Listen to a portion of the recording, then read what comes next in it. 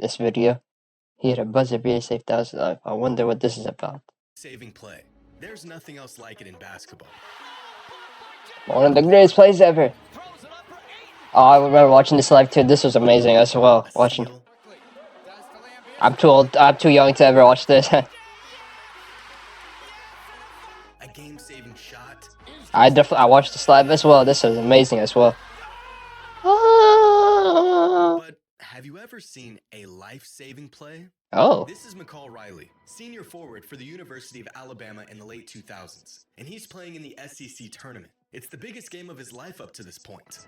Game on the line, down 3, with 2 seconds left on the clock. And he's about to hit a shot that not only nearly saved this game for his team, but quite possibly saved the lives of thousands of people. Really? Oh my god, wow. We're hearing some rumbling behind us.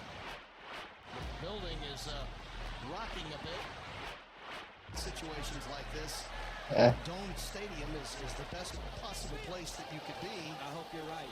Oh, what is this? Is this in New Orleans? King Sport.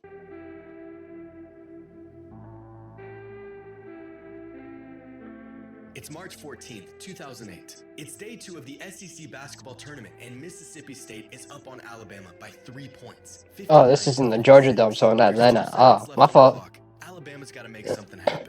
With their season 3 points away from being over, Alabama draws up a play for this guy right here, our friend McCall Riley. Now, McCall was a great player, second leading scorer on this Alabama squad. But on this particular night, he was hot and cold the entire game. He got off to a slow start, but piled up 13 points in the final 12 minutes of the first half, followed up by a handful of misses and 0 points in the entire second half. At least up to this point. This was McCall's last chance at this. He was a senior. His team was on the brink of elimination. His number was being called, and he answered. Wow.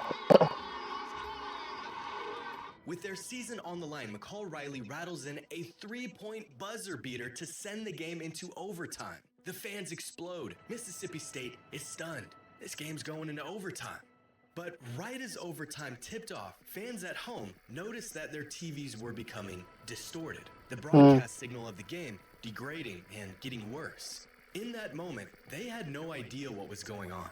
But while something special was unfolding on the court, devastation was about to unfold just outside of it. As overtime gets underway, there's an emergency report that a massive storm was building up just west of the Georgia Dome where the game was being played. Within a few minutes, the storm had developed into an EF2 tornado with winds of up to 130 miles per hour. At first, fans and players within the arena were unaware of what was going on outside. But very quickly, the situation became apparent to everyone.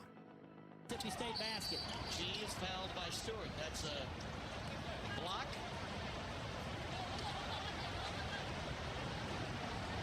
And we're hearing some rumbling behind us. There's some concern.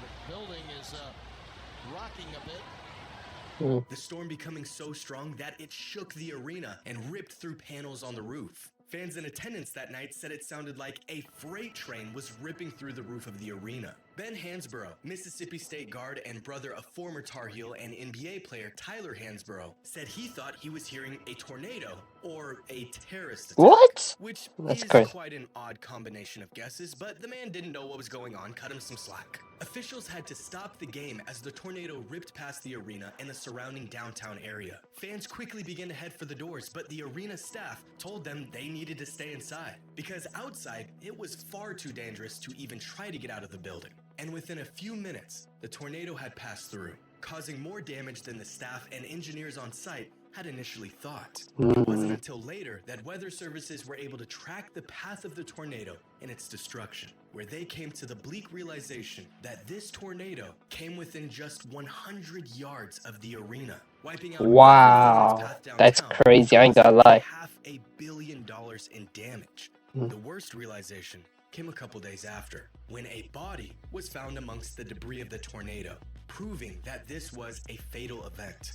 But it could have been far more catastrophic. If McCall Riley did not hit his game-tying shot to send the game into overtime, nearly 20,000 fans would have exited the arena directly into the path and at the exact moment Oh, the damn, tornado really? hit. Thousands of people would have been in That's danger. wow. The area that was wrecked by the tornado would have been filled with people. What could have unfolded in the following moments would have been devastating. But thanks to a buzzer beater, these fans He stayed in their basically, seats, so safe pretty much he coming into the basically floor. made them The stay game longer went than they to should have. overtime, and the streets were essentially empty. An unbelievable sequence of events that undoubtedly saved the lives of countless fans in attendance that night. About an hour after the tornado had passed, the game resumed, and finding themselves in an eerily similar situation as they were at the end of regulation, Alabama went back to McCall for one last shot. This time, to win it all. And this time, he missed it. The kid was Ah, devastated, so close to damn. leading his team to a playoff win and coming up short. McCall may not have hit the game-winning shot he was hoping for, but what he did do was something far greater, because he hit possibly the first and only life-saving shot. Well, that was so lucky. I ain't gonna lie. It went in, I went the right way. Effect. When one seemingly insignificant occurrence has rippling effects, leading to some consequential event, sometimes long after the initial event. And this is just one of many butterfly effects within the world of basketball that you have to see to believe.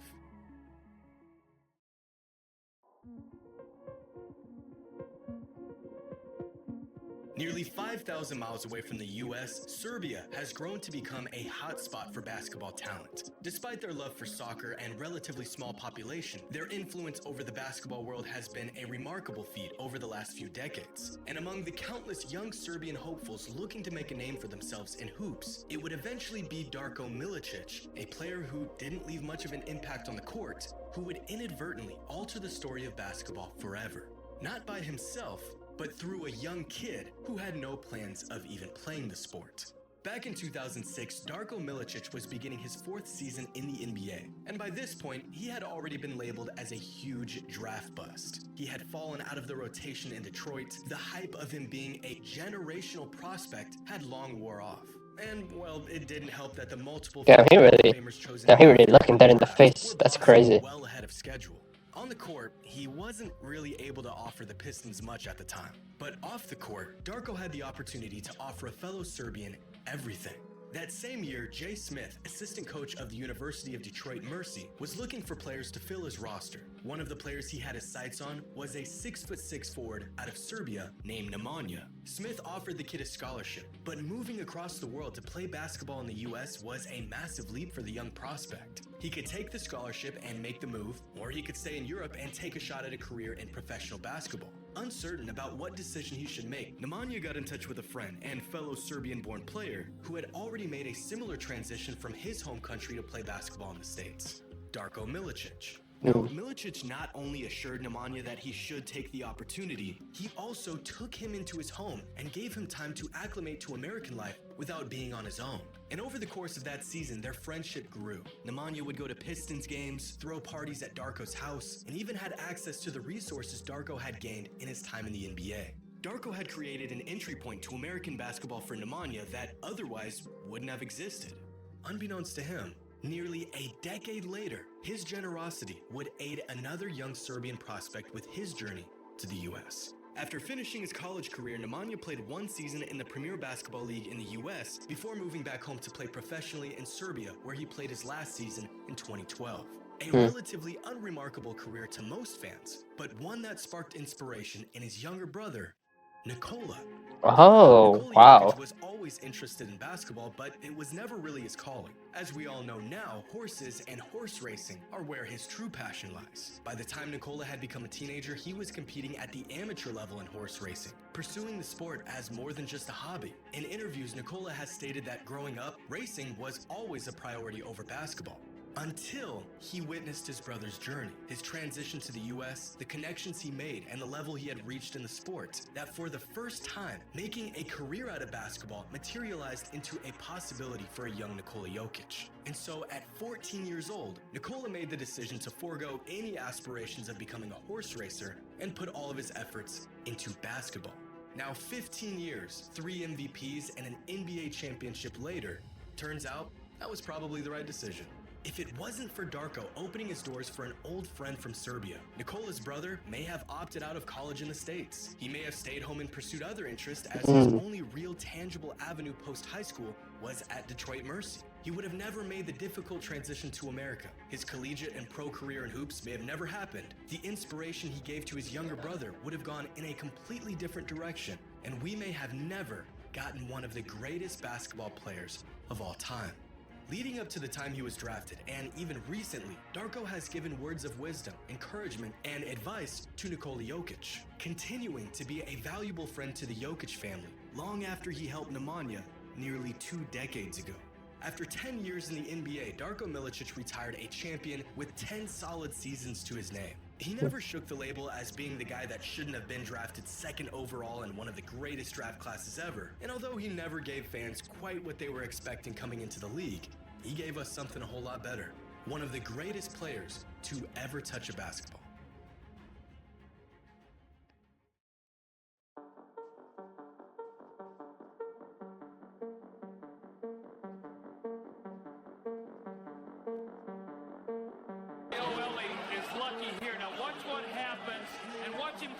Right there, he goes right back at it. You see Scotty Brooks. Oh, damn. Right here, look at him. Oh, whoa. This is Mario Elie, former guard for the Houston Rockets, and he's on path to winning his first NBA championship.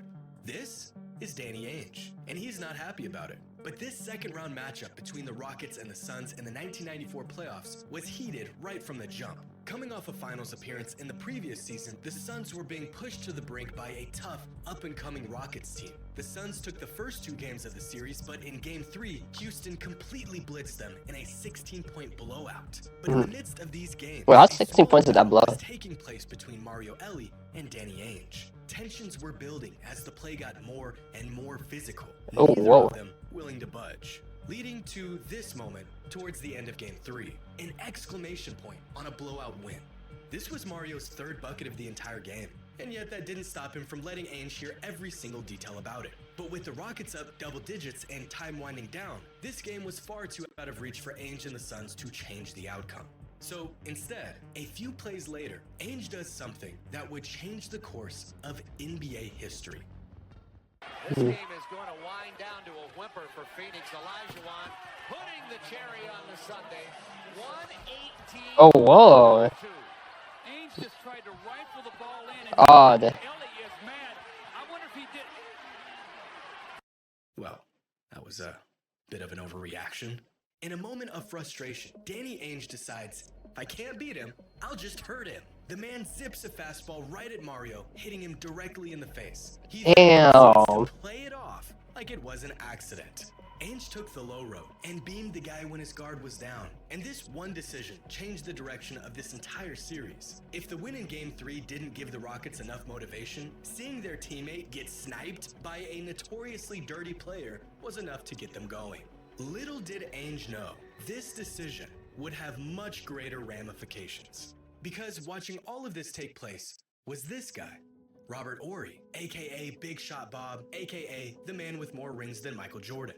And Horry was appalled by Ainge's actions. So much so that from this day forward, Horry despised Ainge and his dirty tactics. Years later, Horry even went as far as saying he hates Danny Ainge, and he wasn't afraid to let everyone know it. Oh, so he was there with best The next friends. season, Danny Ainge retired from the NBA, where he could no longer bother Horry or anyone else.